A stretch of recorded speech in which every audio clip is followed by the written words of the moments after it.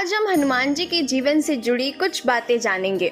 राम भक्त हनुमान को महाबली भी कहा जाता है। ये बात तो हम सब जानते हैं कि हनुमान जी भगवान शंकर का रुद्र अवतार है, वो भी 11वां रुद्र अवतार, और वह अपनी माता अंजनी के श्राप को हरने के लिए ही पैदा हुए थे। माता अंजनी को एक श्राप मिला था जिसके मुताबिक माता अंजनी कभी भी पुत्र या पुत्री को जन्म नहीं दे सकती थी, लेकिन माता अंजनी ने अपनी घोर तपस्या से भगवान शिव को प्रसन्न किया और जिसकी वजह से 11वें रुद्र अवतार के रूप में भगवान शंकर ने खुद माता अंजनी के पुत्र के रूप में जन्म लिया।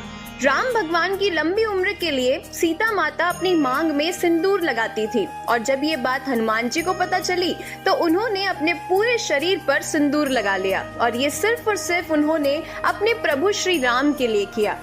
और यहीं से आप राम भक्त हनुमान का अपने प्रभु के प्रति अनन्य प्रेम और भक्ति को जान सकते हैं। क्या आपको पता है हनुमान जी का नाम हनुमान कैसे पड़ा? दरअसल उनकी ठोड्डी के आकार के कारण, क्योंकि संस्कृत में हनुमान का अर्थ होता है बिगड़ी हुई ठोड्डी, और बचपन में ही वे हनुमान के नाम से विख्यात हो गए क्योंकि उनकी ठुड्डी का आकार ऐसा था। ब्रह्मचारी होने के बावजूद हनुमान जी पिता भी हैं। कैसे? क्योंकि जब हनुमान जी लंका की तरफ जा रहे थे तब उनका उसी समय एक राक्षस के साथ भयंकर युद्ध हुआ और उस दौरान वो लड़ते लड़ते थोड़ा सा थक गए और उनके शरीर की पसीने की एक बूंद एक मगरमच्छ के पेट में चली गई और जिसके बाद उनके एक पुत्र का जन्म हुआ जिसका नाम था मगधवच्छ।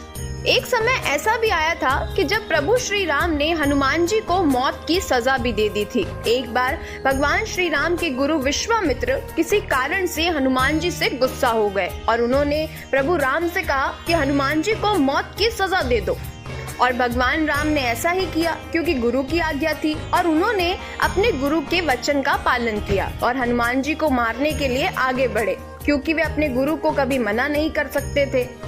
और इस दौरान हनुमान जी बार बार प्रभु श्री राम का नाम जप रहे थे और इसकी वजह से श्री राम के जितने भी वार थे, अस्त्र शस्त्र थे, उनका असर हनुमान जी पर हुआ ही नहीं।